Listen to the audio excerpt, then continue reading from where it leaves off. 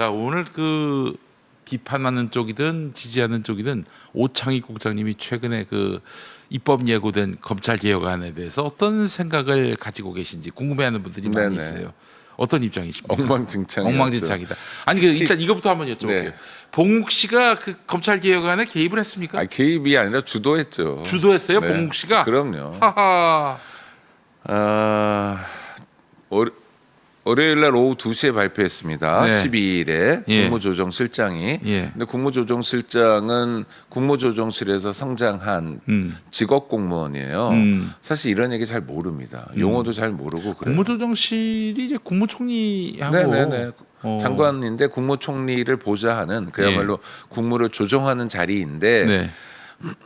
검찰 개혁이라는 게 법무부만의 일은 아니잖아요. 뭐 그럼요. 중수청을 설치하면 이제 행안부에 설치하는 거고, 그래서 범정부 차원에서 입장이 나와야 되는 거여서 국무조정실이 앞장서서 하는 건 뭐 적당하다고 봅니다.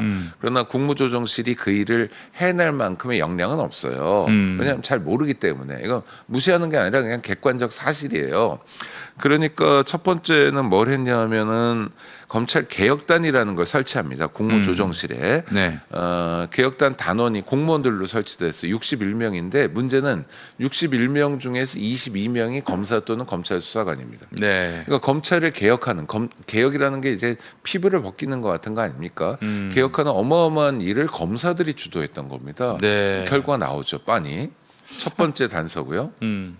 두 번째는 그럼 이 사람들 공무원들끼리만 하면 좀 문제가 되니까 네. 민간 전문가들로 자문위원회를 구성해서 하자고 했어요. 그래서 이거, 들어간 사람이 서보학 교수 등. 네네, 서보학 교수님 같은 분이 들어가셨는데 네. 자문위원이 16명인데요. 네. 그 중에서 예. 검찰 개혁을 하자라는 쪽 음. 6명입니다.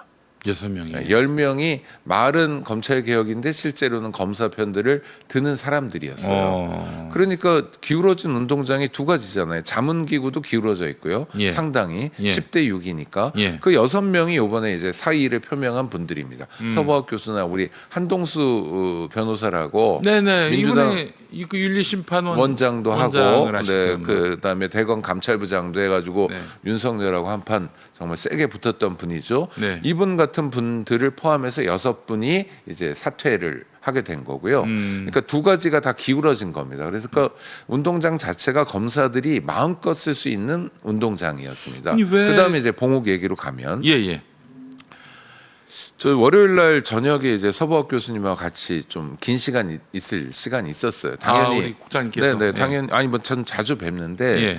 당연히 이제 2시간 그러니까 오후 2시에 국무조정실장의 발표가 있었으니까 아니 발표될 때 자문위원이었는데 뭐 하셨냐 신라는 아니고 이제 여쭤보니까 와 기가 막힌 뉴스가 있었더라고요.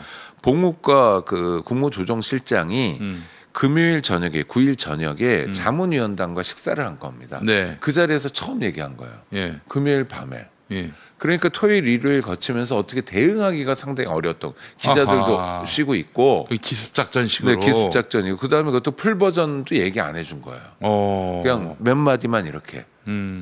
그러니까 검찰 개혁이 이렇게 가면 안 된다고 걱정하는 입장에서 대응할 그 뭐 시간도 주지 않고 또 하나 내용도 알려주지 않은 채로 기습적으로 뒤통수를 친 겁니다. 이거는 검사들이 흔히 쓰는 수법이거든요. 예. 이 수법이 이번에도 재현된 겁니다. 아주 놀라운 대목이었습니다. 보통은요 자문위 회의를 거기 그쪽은 매주 했거든요. 예. 그럼 안건들이 나옵니다. 중수청 어떻게 할 거냐? 그럼 중대범죄수사청의 수사 범위를 어떻게 할 거냐? 그럼 이거는 비슷한 논의를 이전에 한 적이 있어요. 뭐냐면 문재인 정부 때 검찰 개혁할 때 검찰이 수사 기능을 그래도 갖도록 하자라는 쪽이 있었고 그쪽이 이겼죠. 네. 그래서 하는데 직접 수사의 범위를 뭐 6개로 하느냐 뭐 어떻게 하느냐 하다가 나중에 2개까지 갔거든요. 근데 문제는 거기다 등자를 붙여가지고 윤석열 정권 때 한동훈이가 시행령을 바꿔가지고 막 무진장할 수 있게 한 거예요. 그 등을 왜 넣어가지고. 그러니까 아이고, 진짜. 그게 문재인 정권의 검찰 개혁의 허망함이었죠. 네. 그런데 이번에도 그럼 몇 개 분야에서 할 수 있느냐? 예. 그러니까 자문위원회의 대체적인 의견은 중대범죄수사청, 중수청에서 2개 정도 하자는 거예요. 근데 그게 9개가 됐어요. 네. 이게 말이 안 될 정도로 그럼 그게 논의가 돼야 되잖아요. 논의한 적이 없는 게 갑자기 튀어나온 겁니다.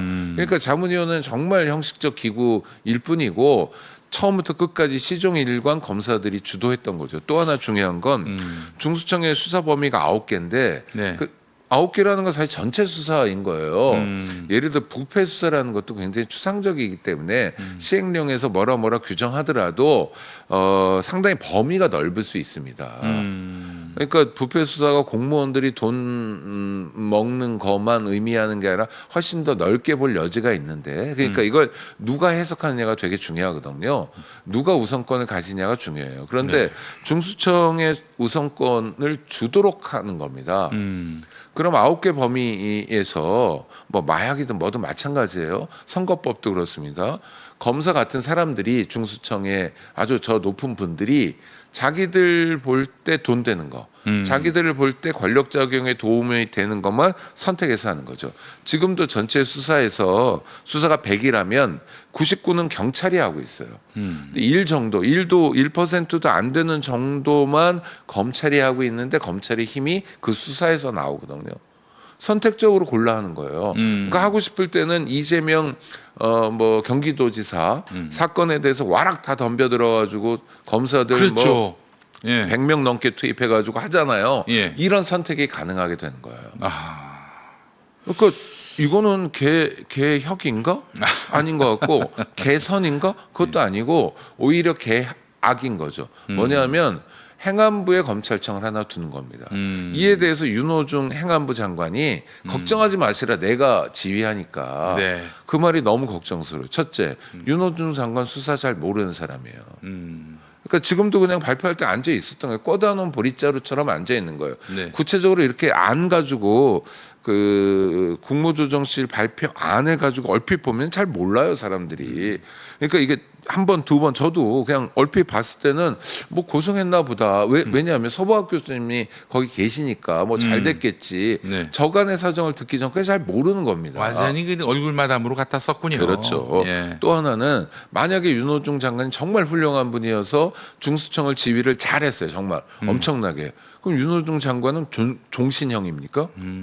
윤호중 장관이 돌아가면 어떡합니까? 이상민 같은 인간이 그 자리에 앉는다. 아니 그렇죠. 윤석열이 대통령 되는 경우도 있는데 예. 그러니까 이거는요. 그야말로 기시감이 드는 대목인데 문재인 대통령이 뭐라고 그랬냐면 윤석열은 문재인 정부의 검찰총장이다. 문재인 정부의 검찰총장입니다. 네, 라고 그랬었어요. 했습니다. 예. 그 검찰총장이 예. 몇 년 뒤에 어떻게 했습니까? 문재인 전 대통령을 예. 정말 파렴치하게 네. 사위한테 뇌물이나 받아먹는 얼마 안 되는 돈 그것도 사위도 전사위인데 라고 도덕적으로 파멸 선고를 했고 그렇죠? 조롱했습니다. 어제 토론회가 그건 뭐 예정된 토론회였는데요. 서보학 교수님 말씀하신 게 그거예요.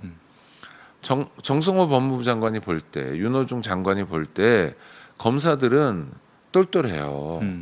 일사불란하고요. 네. 뭐 해와하면 빨리빨리 해와요. 예. 말도 잘 들어요. 예. 그러니까 순한 양처럼 보인다는 거예요. 근데 언제까지 순한 양일까? 그렇지 않습니다. 순한 양의 탈을 쓴 늑대죠. 그게 너무 화가 나더라고. 난 다른 말보다도 현 검사들은 이재명 정부의 검사이기 때문에 안심하라. 아니 그런 말이 어디 있어요? 그 얘기 문재인 정부 때 했잖아요. 문재인 정부의 검찰총장이라고. 정말 그 말하고 똑같은 말이에요. 이게 너무 문재인 정부에서 조국 사냥을 한 겁니다. 조국 씨에 대한 호불호가 있잖아요. 우리가 예. 뭐 마음에 안 드는 사람도 있고 또 그 말도 정치적 행보가 어떻든 간에 조국 사태 이후에 한 말이에요. 아니, 문재인 정부의 그러니까요. 검찰총장이란 그렇죠. 말이. 추윤 갈등 과정에서 한 얘기잖아요. 예, 이미 예. 다 파토 나고 이미 다 그 실체를 확인한 다음에도 그랬어요. 자기 얼굴 이마에 침을 뱉었는데 저 윤석열이가. 그러니까요.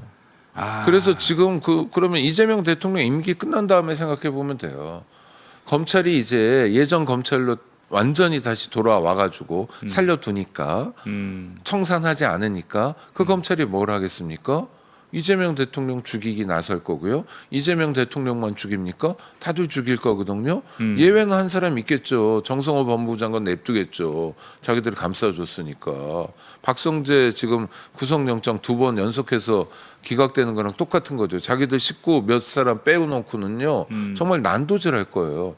저는 난도질 당하지 않아요. 저는 뭐가 없어요. 제가 정부 지원금 받는 것도 아니고 범죄 근처에도 가지 않아요. 기껏해야 무단횡단 정도예요. 그런데 다른 사람들은 정말 난도질 당할 거예요. 또 하나 정말 저처럼 범죄 저지르지 않는 사람도 검찰은 얼마든지 죽일 수 있어요. 그 대통령 부인 김혜경 여사 살해잖아요. 그렇지. 법인카드 몇만 원 가지고도 정말 그렇게 와 그러니까 정말 그런 사건 수사를 보면서 설마 뒤에 뭐가 있으니까 그렇겠지라고들 생각하잖아요. 근데 끝내 아무것도 없잖아요.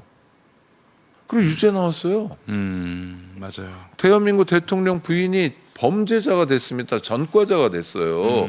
아니 기분 나쁘다는 차원에서 말씀드리는 게 아니에요. 기분은 물론 나쁘고 네. 검사들은 능히 그러고도 남는 사람들이에요. 지금 상황이 자기들의 수장이었던 사람 내란을 일으키고 사형 구형까지 당하는 상황이니까 바짝 엎드려 있죠. 검찰의 가장 최대 피해자가 대통령이 됐으니까 바짝 엎드려 있죠. 그러나 이거는 그냥 엎드려 있는 척하는 거예요. 달라진 거 아무것도 없어요.